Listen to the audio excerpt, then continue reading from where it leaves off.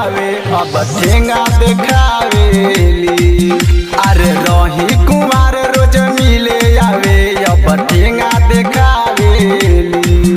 अरे भूली न यार हम पहले के माल मोर मौगी न भावेली।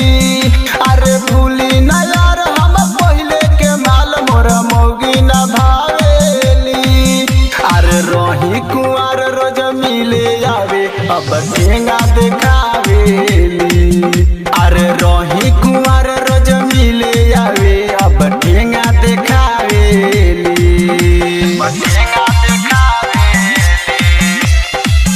डीजे विकास रीगा सीतामढ़ी।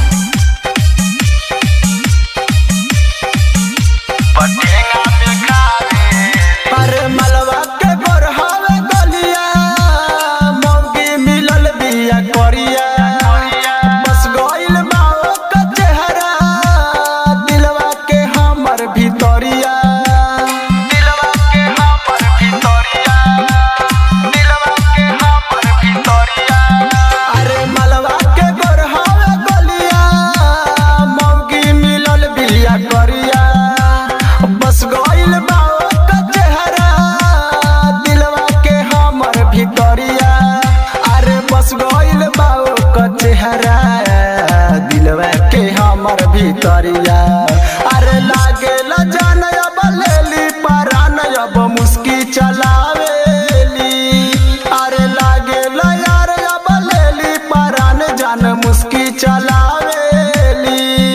अरे रही कुमार रोज मिले आवे अब ठेंगा देखावेली। अरे रही कुमार रोज मिले आवे अब ठेंगा देखावेली। ठेंगा देखावेली। डीजे विकास रीगा सीतामढ़ी।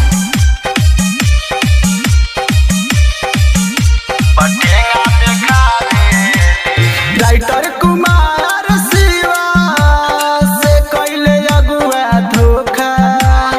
भइल बिया बिना देखले देखे के मिलल ला मौका। देखे के मिलल ला मौका। देखे के मिलल ला मौका। राइटर कुमार शिवा से कइले अगुआ धोखा। भइल बिया बिना देखले देखे के मिलल ला मौका। अरे भइल बिया बिना देखले देखे के मिलल ना मौका। मुकेश मोही देतिया साजा बड़ी तड़पावेली। मुकेश मोही देतिया साजा ढेर तड़सावेली। अरे रही कुंवर रोज मिले आवे अब ठेंगा देखावेली। अरे रही कुंवर रोज मिले आवे अब ठेंगा देखावेली। रवि डिजिटल रिकॉर्डिंग स्टूडियो गंगा।